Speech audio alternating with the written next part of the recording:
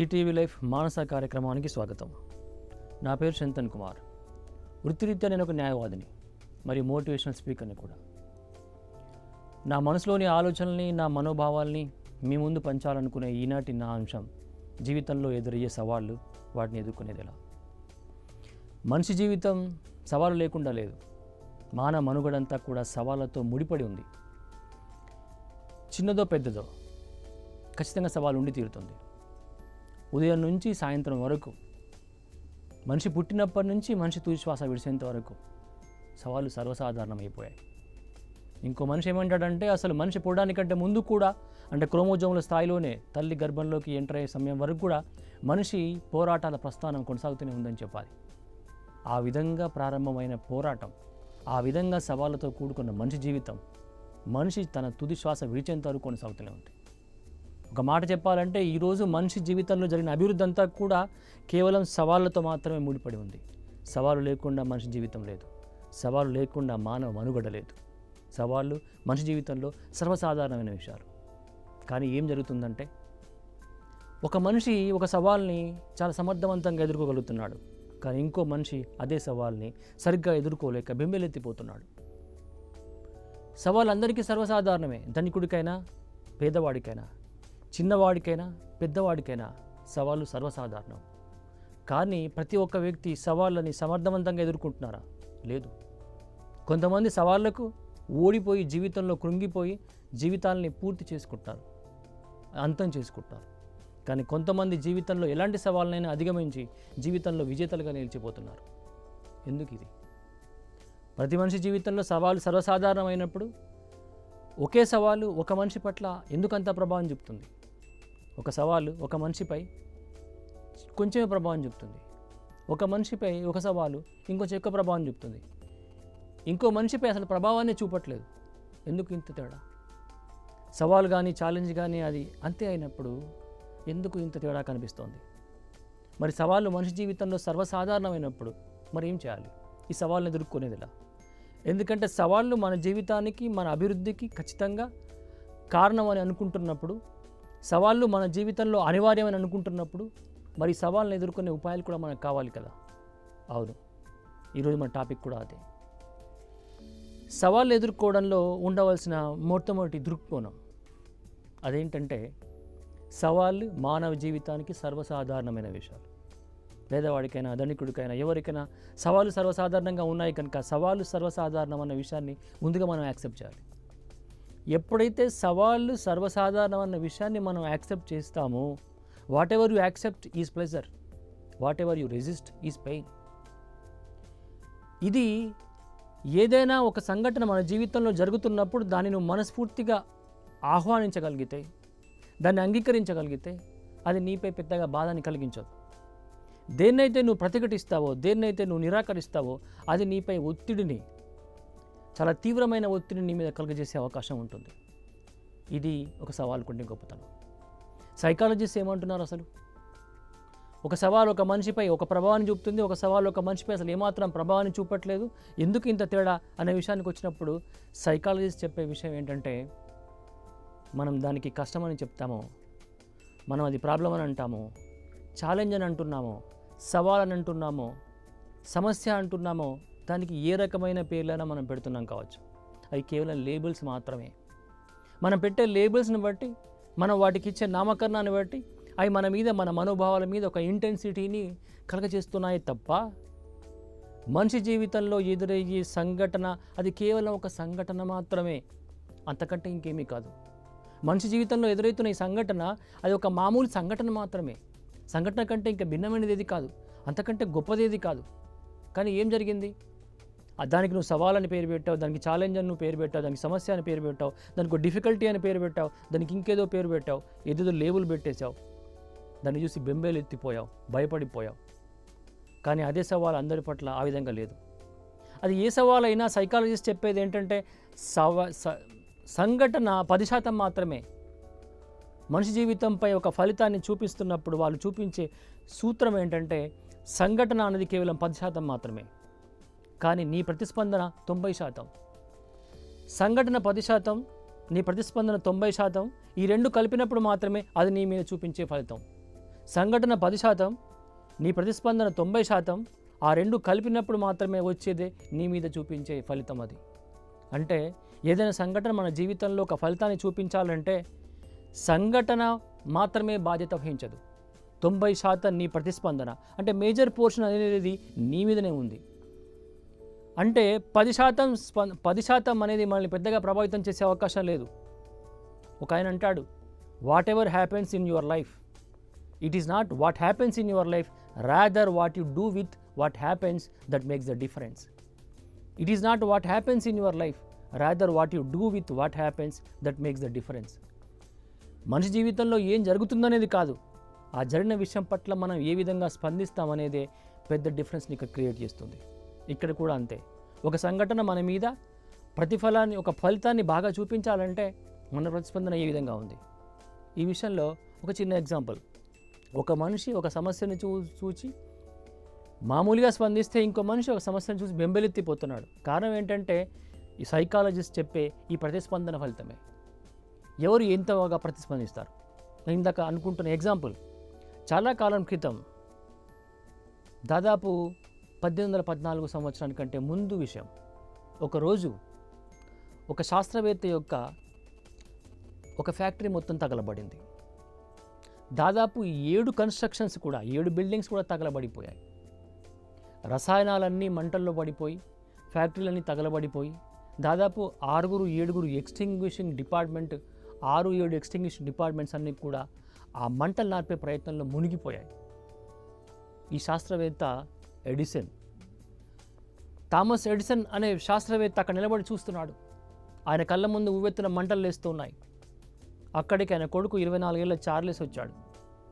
Charles తండ్రిని అడిగాడు, ఇంతగా మంటలు ఉవ్వెత్తున ఎగిసి పడుతూ ఉంటే నీకేమీ బాధగా అనిపించట్లేదా, నీకేం చేయాలని అనిపించట్లేదా? కానీ చిన్న పిల్లవాడిలాగా ఎడిసన్ ఏమంటాడంటే, వెళ్ళు, నువ్వు అర్జెంటుగా వెళ్ళి నువ్వు ఫస్ట్ మీ అమ్మని తీసుకురా, మీ అమ్మతో పాటు మీ అమ్మ ఫ్రెండ్స్ని కూడా తీసుకురా. జీవితంలో ఇలాంటి అరుదైన సంఘటన మళ్ళీ ఎప్పుడు జరిగే అవకాశం లేదు.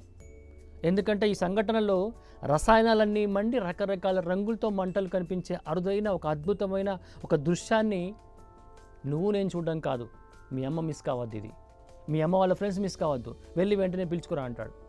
చార్లీకి ఆశ్చర్యం వెళ్ళిపిస్తుంది. నా తండ్రి బెంబెలెత్తిపోతాడేమో, భయపడిపోతాడేమో అనుకున్న చార్లీకి ఈ మాటలు సరిగ్గా అర్థం కావు. ఇదేంటి ఇలా ప్రవర్తిస్తున్నాడేంటి అని. ఇదే విషయాన్ని రెండో రోజు ప్రెస్ మీట్లో ఆ రిపోర్టర్ కూడా, న్యూయార్క్ టైమ్ రిపోర్టర్ అడుగుతాడు, ఇదేంటండి నేను ఆ సంఘటన జరుగుతున్నప్పుడు మీరు ఈ విధంగా స్పందించారేంటి అని. దానికని చెప్తాడు, నా వయసు ఇప్పుడు 67 ఏళ్ళు. ఈ 67 ఏళ్ళ వయసులో నేను చేయగలిగేది ఏమీ లేదు.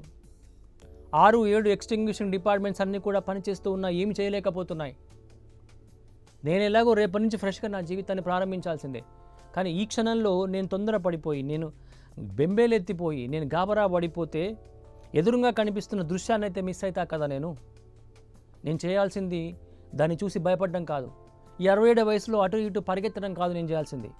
నేను నాకు వర్తమానంలో కనిపించే దృశ్యాన్ని మిస్ కాకుండా ఉండటం, అదే నా భార్యకు పిల్లలకు కూడా మిస్ కావద్దని అనుకున్నా నేను. చూడండి, ప్రతి మనిషి జీవితంలో ఇలాంటి సంఘటనలు జరుగుతూ ఉంటాయి. సవాళ్ళు సర్వసాధారణంగా జరుగుతూనే ఉంటాయి. ఒక మనిషి ఇలాంటి పరిస్థితి ఎదురైనప్పుడు గుండెపోటు రావడమో, ఇంకోటో చేయడమో, కృంగిపోవడమో జరిగిపోతూ ఉంటుంది. కానీ ఇలాంటి వ్యక్తులు, ఎడిసన్ లాంటి వ్యక్తులు మనకు చాలా సహజంగా కనిపిస్తారని గ్యారంటీ లేదు. చాలా అరుదుగా అక్కడ ఇక్కడ కనిపిస్తూ ఉంటారు. కానీ ఎడిసన్ లాంటి వ్యక్తిత్వం, ఎడిసన్ లాంటి అలవాటు మనకి వచ్చే అవకాశం అంత ఈజీ కాదు.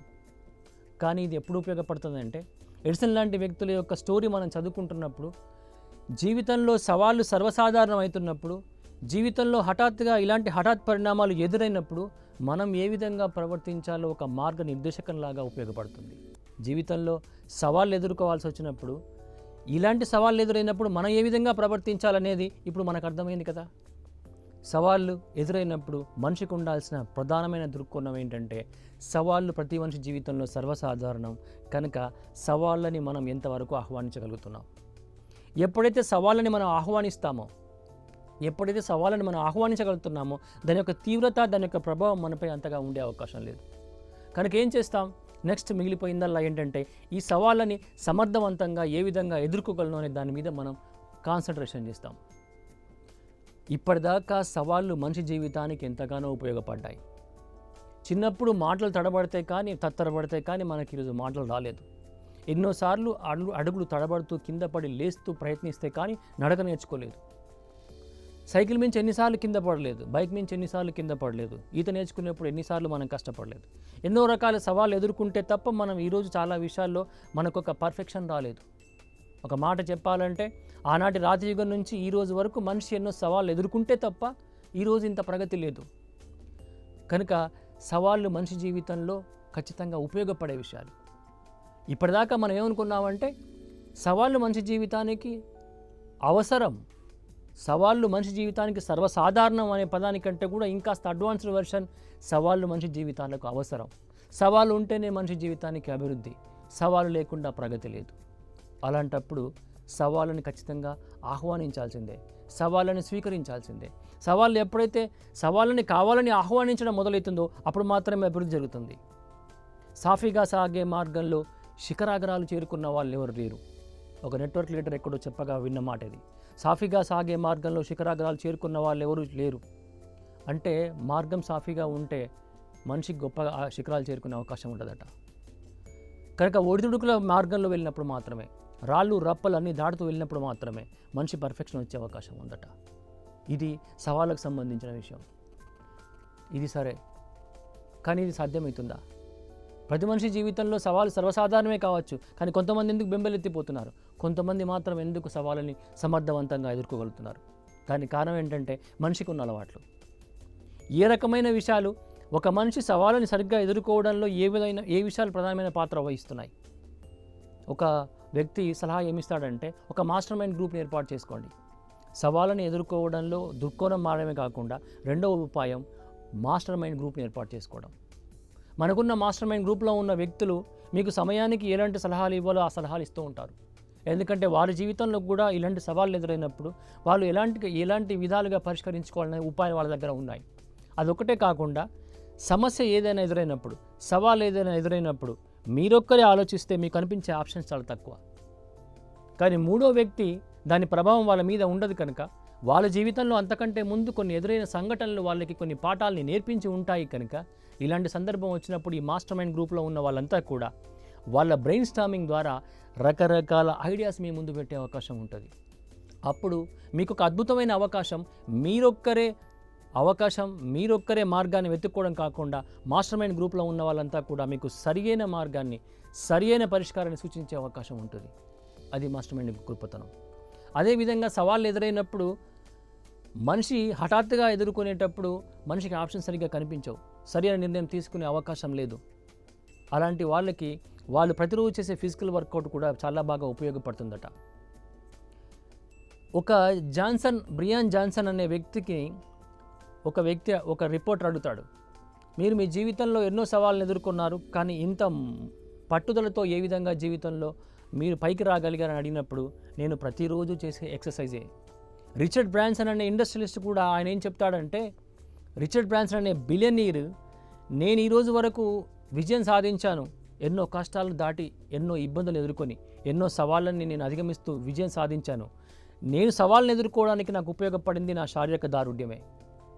నేను ప్రతిరోజు చేసే ఫిజికల్ ఎక్సర్సైజ్ నా శారీరక దారుఢ్యం మీదనే కాకుండా నా మానసిక బలం మీద కూడా ఉపయోగపడుతుంది. అది నేను ఈరోజు మానసికంగా బలంగా ఉండడానికి కారణం నా ఫిజికల్ ఎక్సర్సైజ్ అని చెప్తాడు. వారానికి కనీసం 3 రోజులు చేసే ఫిజికల్ ఎక్సర్సైజ్ మనిషి యొక్క సవాళ్ళను ఎదుర్కొనే సమర్థతను పెంచుతుందట. సవాళ్ళు ఎదురైనప్పుడు మనం ఏ విధంగా ప్రవర్తిస్తున్నాడానికి దృక్కోణం విషయంలో ఇంకో పాయింట్ కూడా మనం ఆలోచించవచ్చు. జీవితంలో సవాళ్ళు ఎదురైనప్పుడు కొంతమంది బెంబేలెత్తిపోతారు. ఆ సవాళ్ళల్లో మనిషికి అడ్వాంటేజ్ కనిపించే అవకాశం లేదు. కానీ కొంతమంది మాత్రం ఒక సవాల్ అనేది వాళ్ళ అభివృద్ధికి ఉపయోగపడే విధంగా కనిపిస్తూ ఉంటుందట. దీనికి ఒక చిన్న ఎగ్జాంపుల్. చాలా రోజుల క్రితం ఒక ఇద్దరు సేల్స్మెన్ని సౌత్ ఆఫ్రికాలోని ఒక మారుమూల ప్రదేశానికి పంపించారట. మా ఫుట్వేర్ కంపెనీకి సంబంధించిన ఈ షూస్ని మనం ఆ ప్రదేశంలో అమ్మాలి, అమ్మడానికి అది సరైన ప్రదేశమా కాదా మీరు సర్వే చేయండి అని చెప్పి ఆ సేల్స్మెన్ ఇద్దరిని పంపించారు. దాంట్లో ఒక సేల్స్మెన్ సర్వే చేశాక ఒక మాట ఏమని రాశాడంటే, ఈ ఏరియాలో సౌత్ ఆఫ్రికాలోని ఈ మారుమూల ప్రదేశంలో అసలు చెప్పులే తొడగరు. దాదాపు 150 సంవత్సరాల నుంచి ఎవరు చెప్పులు తొడగట్లేదు ఇక్కడ. వీళ్ళని మనం ఇక్కడ మనం చెప్పులు కనుక అమ్మితే లేదా షూస్ మనం ఇక్కడ అమ్మితే చాలా ఇబ్బందికరంగా ఉంటుంది. ఇంతకంటే మామూలుగా ఇంతకంటే పూర్ మార్కెట్ ఇంకెక్కడా లేదు. కనుక ఇది మనకి ఏమాత్రం పనికిరాదని చెప్పి వాళ్ళ సీఈఓకి లెటర్ రాశాట. ఇంకో సేల్స్ మ్యాన్ ఏమైనా ఉత్తరం రాశాడంటే, మనం చాలా అద్భుతమైన ప్రదేశానికి వచ్చాం. ఇక్కడ ఎవరికి కూడా దాదాపు 150 సంవత్సరాల నుంచి ఎవరికి అసలు షూస్ కానీ చెప్పులు కానీ తోడుకునే అవకాశమే లేదు, వాళ్ళకి అసలు అలవాటే లేదు. మనం కనుక వీళ్ళకి నేర్పించగలిగితే, అసలు షూస్ యొక్క ఇంపార్టెన్స్ మనం వీళ్ళకి నేర్పించగలిగితే, అవి ఎంతగా వాళ్ళని సంరక్షిస్తాయనే విషయాన్ని వాళ్ళు తెలియజేయగలిగితే, మనకి ఇక్కడ ఇంతకంటే గొప్ప మార్కెట్ లేదు ఇక్కడ. కనుక ఇది చాలా అద్భుతమైన ప్రదేశం, మనం ఇక్కడ ఖచ్చితంగా మన బిజినెస్ స్టార్ట్ చేయాల్సిందే అని చెప్తాడు. చూడండి, ఇద్దరు సేల్స్ మ్యాన్, ఒకే షూ కంపెనీకి సంబంధించిన వాళ్ళు, ఒకే చోట ట్రైనింగ్ పొందిన వాళ్ళు. కానీ ఒక మనిషికి అక్కడ మార్కెట్ కనిపించట్లేదు, కానీ ఇంకో మనిషికి మాత్రం, ఇంకో సేల్స్ మ్యాన్కి మాత్రం అది పొటెన్షియల్ మార్కెట్ లాగా కనిపిస్తుంది. కారణం ఏంటి? చూసే దృక్కోణం. ఒక మనిషికి ఒక సంఘటన ఒక అడ్వాంటేజ్ లాగా కనబడుతుంది, కానీ అదే సంఘటన ఇంకో మనిషికి అదొక డిసడ్వాంటేజ్ లాగా కనబడుతుంది. చూసే కోణంలోనే మనిషి జీవితంలో ఎదురయ్యే ప్రతి సవాలు ఖచ్చితంగా మనకి నష్టాన్ని కలిగిస్తానికి గ్యారెంటీ లేదు. ప్రతి సవాలు మనకి ఇబ్బందిని కలిగిస్తానికి గ్యారెంటీ లేదు. సవాల్ అనేది బాగా ఆలోచించగలిగితే మనిషి జీవితంలో అభివృద్ధికి ఉపయోగపడే అవకాశం కూడా చాలా ఉంది. సవాళ్ళు ఎదురైనప్పుడు మనం అసలు ఎలాంటి ప్రశ్నలు వేసుకుంటున్నాం? మనిషి జీవితంలో సవాలు ఎదురు కాగానే నా జీవితంలోనే ఎందుకు ఇది వస్తుంది, ఈ జీవితాన్ని ఈ వచ్చే సవాల్ని నేను ఏ విధంగా అధిగమించగలను? మనం వేసే ప్రశ్నను బట్టి మనకు వచ్చే సమాధానం కూడా ఉంటుంది. ప్రతి ప్రశ్నకి సమాధానం ఉంది, ప్రతి సమస్యకి పరిష్కారం ఉంది, కానీ ప్రశ్నించే తీరులో ఉంది సమాధానం దొరుకుతుందా లేదా అనేది. నా జీవితంలోనే ఇలాంటి పరిస్థితి ఎందుకు వస్తుంది, నేనే ఎందుకు ఇలాంటి ఎదుర్కోవాల్సి వస్తుంది, దీనికి ఇంకా వేరే మార్గం లేదా? ఇలాంటి ప్రశ్నలు కనుక సమస్యలు వచ్చినప్పుడు, సవాళ్ళు వచ్చినప్పుడు, ఇలాంటి ప్రశ్నలు వేసుకుంటున్నప్పుడు సరియైన సమాధానం దొరికే అవకాశం లేదు, సరియైన పరిష్కారాలు దొరికే అవకాశమే లేదు. కానీ అసలు వచ్చిన ఈ సవాల్ నాకెలాంటి గుణపాఠాన్ని నేర్పించబోతోంది, ఈ సమస్య నాకు ఏ విధంగా, నా అభివృద్ధికి ఏ విధంగా ఉపయోగపడగలదు? ఇలాంటి ప్రశ్న కనుక చూడగలిగితే, ఇలాంటి ప్రశ్నలు సంధించగలిగితే, ఈ ప్రశ్నలు మంచి సమాధానాలు తీసుకువచ్చే అవకాశం ఉంటుంది. అప్పుడు సమస్యకి సంబంధించి సరైన పరిష్కారాన్ని కనుగొనే అవకాశం కూడా ఉంటుంది. కనుక జీవితంలో సవాళ్ళు ఎదుర్కొనేటప్పుడు మన మనసులో మెదిలే ప్రశ్నలు మనకు చాలా ఉపయోగపడతాయి. అంతేకాకుండా మనం రోజుగా చదివే పుస్తకాలు, మనం రోజు కలిసే మిత్రులు, వీళ్ళందరూ కూడా మన సవాళ్ళని పరిష్కరించడంలో చాలా ఉపయోగపడతారు. ఈరోజు ఏదో ఒక వ్యక్తి ఎక్కడో చోట సవాళ్ళని ఎదుర్కొనే ఉంటాడు. మనం ఏ చరిత్ర చూసినా, ఏ మహనీయుడి గురించి మనం చదువుకున్నా, Martin Luther King, Mahatma Gandhi, Winston Churchill, Bill Gates, Dhirubhai Ambani, ఏ ఒక్కరి చరిత్ర అయినా చూడండి, వాళ్ళంతా వాళ్ళ జీవితంలో ఎన్నో సవాళ్ళను ఎదుర్కొన్న వాళ్ళే. ఆ సవాళ్ళను అధిగమించిన తర్వాతనే వాళ్ళు విజేతలు కాగలిగారు. కనుక వాళ్ళ చరిత్రలు చదవగలిగినప్పుడు మనకి వాళ్ళ కథలు బాగా ఇన్స్పైరింగ్గా ఉపయోగపడతాయి. అదొకటే కాకుండా జీవితంలో ఎప్పుడైనా సవాళ్ళు ఎదురైనప్పుడు గొప్పవాళ్ళు ఏ విధంగా ప్రతిస్పందిస్తారు, ఒక సామాన్యుడు ఏ విధంగా ప్రతిస్పందిస్తాడు, గొప్ప వ్యక్తి ఏ విధంగా ప్రతిస్పందిస్తాడు, ఈ విషయం తెలిసినప్పుడు ఇలాంటి సవాళ్ళు నా జీవితంలో ఎదురైనప్పుడు నేను ఏ విధంగా పరిష్కరించుకోవాలనేది ఒక అద్భుతమైన మార్గం కనిపించే అవకాశం ఉంది. అదేవిధంగా జీవితంలో ఏదైనా సవాల్ ఎదురైనప్పుడు మనిషి ఒంటరి అయిపోతుంటాడు, తనకు కనిపించే ఆప్షన్స్ చాలా తక్కువగా. కానీ ఈ వ్యక్తి తన చుట్టూ ఉన్న స్నేహితులతో కనుక విషయాన్ని డిస్కస్ చేయగలిగితే, కాస్త తన మనసులోని మాటని బయట వ్యక్తం చేయగలిగితే, ఆ ఎదుటి వ్యక్తి సమస్యని పరిష్కరించే అవకాశం ఉంటుంది. ఎందుకంటే ప్రతి మనిషి జీవితంలో సవాలు సర్వసాధారణమైనప్పుడు వాళ్ళు ఇలాంటి సవాలు కాకపోయినా ఇంకో సవాలైనా కానీ వాళ్ళు జీవితంలో ఎదుర్కొని ఉంటారు. కనుక ఇలాంటి ఛాలెంజెస్కి వాళ్ళు సరైన పరిష్కారం చెప్పే అవకాశం ఉంటుంది. ఒకవేళ మనం అడిగే ప్రశ్నకి సమాధానం వాళ్ళ దగ్గర లేకపోయినా, మన సవాల్ని అధిగమించడం కోసం వాళ్ళ దగ్గర పరిష్కారం లేకపోయినా కూడా, వాళ్ళతో మన భావాల్ని వెంటిలేట్ చేయడం ద్వారా మనకి మంచి అవకాశాలు, మనలోని మంచి ఆలోచనలు బయటకు వచ్చే అవకాశం ఉంటుంది. ఎందుకంటే జీవితంలో ఏదైనా సమస్య ఎదురైనప్పుడు ముందుగా మనలో ఉన్న మనోభావాలు వెంటిలేట్ కావడం అనేది ప్రధానంగా కావాల్సిన మొట్టమొదటి ఎలిమెంట్. అది ఫ్రెండ్స్ దగ్గర మాట్లాడినప్పుడు, సహచరితో మాట్లాడుతున్నప్పుడు, జీవిత భాగస్వామితో షేర్ చేసుకుంటున్నప్పుడు, వాళ్ళు మనకు సలహాలు ఇవ్వడం అనే విషయం పక్కకు పెడితే, వాళ్ళు ఎలాగో సలహాలు ఇస్తారు, మన భావాల్ని వెంటిలేట్ చేయడం ద్వారా మనలో కూడా అద్భుతమైన ఐడియాలు బయటకు వచ్చే అవకాశం ఉంటుంది. అదేవిధంగా జీవితంలో సవాళ్ళు ఎదురైనప్పుడు ఒక జర్నల్లో రాయడం చాలా ఇంపార్టెంట్. ప్రతిరోజు ఒక జర్నల్ తీసుకొని, ఆ జర్నల్లో ఈరోజు నేను ఎదుర్కొంటున్న సవాల్, ఈ సవాల్ని అధిగమించడానికి ఏ రకమైన ఉపాయాలు ఉన్నాయి, ఒక జాబితా రాసుకుంటే బాగుంటుందట. బ్రియన్ ట్రేసీ అనే ఒక రచయిత ఏం చెప్తాడంటే, ఆయన ఒక ఫ్రేజ్ని వాడతాడు. Think on paper. ముందుగా నాకు అది అర్థం కాలేదు, థింక్ ఆన్ పేపర్ ఏంటి అని. ఏదైనా కాగితం తీసుకొని దానిపై రాస్తూ పెన్ను పెడుతూ మన మనసులోని భావాలన్నీ కూడా రాయడం మొదలు పెడితే అప్పుడు దాంట్లో నుంచి ఒక క్రియేటివ్ ఐడియా వస్తుందట. మనం మామూలుగా ఆలోచించే దానికి ఒక పేపర్ని ముందు పెట్టుకొని పెన్ ద్వారా ఆలోచించడానికి చాలా తేడా ఉంటుందని చెప్పాడు. ఇది ప్రాక్టికల్గా చేసిన తర్వాత చాలామందికి చాలా ఉపయోగపడింది. జీవితంలో ఏదైనా సవాళ్ళు ఎదురైతే ఆ సవాల్ని ముందు రాస్తూ ఆ సవాలుకి ఎన్ని పరిష్కారాలను సూచించగలమన్న విషయం రాసినప్పుడు ఖచ్చితంగా మనిషికి అది ఉపయోగపడుతుంది. అదేవిధంగా మెడిటేషన్. సమస్యలు ఇవన్నీ ఎదురైనప్పుడు మనిషికి ఆప్షన్స్ చాలా తక్కువ కనిపిస్తూ ఉంటాయి. ఆలోచనల వేగం పెరిగిపోయి సరైన నిర్ణయం తీసుకోవడానికి ఏమాత్రం దోహదపడదు. అంతేకాకుండా మనకెదురయ్యే వ్యక్తులు కూడా సరైన సమాధానం, సరైన పరిష్కారం చెప్తానికి గ్యారంటీ లేదు. ఎందుకంటే మనం కలిసే మనిషిని బట్టి, మనం కలిసే ఆ వ్యక్తి యొక్క సామర్థ్యాన్ని బట్టి మనకు వచ్చే పరిష్కారం యొక్క నాణ్యత కూడా ఉంటుంది. 10వ తరగతి ఫెయిల్ అయిన వాడి దగ్గరికి వెళ్ళి నేను 10th క్లాస్ ఏ విధంగా పాస్ కావాలని అడిగామనుకోండి, ఆయన ఏం చెప్తాడు? అరే ఆ కెమిస్ట్రీ పాస్ కావడం చాలా కష్టంలా, అందులో ఆర్గానిక్ కెమిస్ట్రీ, ఈ కెమిస్ట్రీ, ఆ కెమిస్ట్రీ అన్ని ముగ్గులు ఉంటాయిరా, అంత ఈజీగా అర్థం కావు, నేను ఫెయిల్ అయినా నువ్వు ఫెయిల్ అవుతావు అని చెప్తాడు. అదే కెమిస్ట్రీలో పాస్ అయిన ఒక మెరిట్ స్టూడెంట్ని అడిగితే, అరే ఏముందో అది పెద్ద కష్టం కాదు, ఒక 20 ప్రశ్నలు నువ్వు నేర్చుకో, దాని నుంచి 12 ప్రశ్నలు ఖచ్చితంగా వస్తాయి, అవి చదువుకుంటే పక్కా పాస్ అవుతావురా అని చెప్తాడు. జీవితంలో ప్రతి విషయంలో అంతే. నీకేదైనా సమస్య ఎదురైనప్పుడు నువ్వు కలిసే వ్యక్తి, నువ్వు సంప్రదించే మెంటర్, ఆయన ఇచ్చే వ్యక్తి సరైన వ్యక్తి కానప్పుడు నీ సమస్యకు సరైన పరిష్కారం దొరికే అవకాశం కూడా లేదు. కనుక ప్రతిరోజు మనం కలిసే స్నేహితులు, ప్రతిరోజు మనతో మాట్లాడే వ్యక్తులు, మనం మెంటర్గా తీసుకొని ఎవరినైతే ఆరాధిస్తున్నామో, మనం ఆదర్శంగా తీసుకుంటున్నామో, ఎవరి చరిత్రలు చదువుతున్నామో వాళ్ళ లిటరేచర్ కూడా మనకి ఏదో విధంగా ఉపయోగపడుతూనే ఉంటుంది. జీవితంలో సమస్యల్ని పరిష్కరించడానికి, జీవితంలో సవాళ్ళు ఎదురైనప్పుడు ఇలాంటి పుస్తకాలు మనకి, ఇలాంటి వ్యక్తులు, ఇలాంటి మిత్రులు వీళ్ళందరూ కూడా మనకి ఉపయోగపడుతూ ఉంటారు. జాన్ కీట్స్ అనే రచయిత ముఖ్యంగా నేచర్ మీద పోయమ్స్ రాస్తూ ఉంటాడు. ఆయనకి నేచర్ అనేది తన పోయంకి యొక్క అంశం. ఆయన దాని విషయంలో ఎక్కువగా నేచర్తో మమేకమై తిరుగుతూ ఉంటాడు.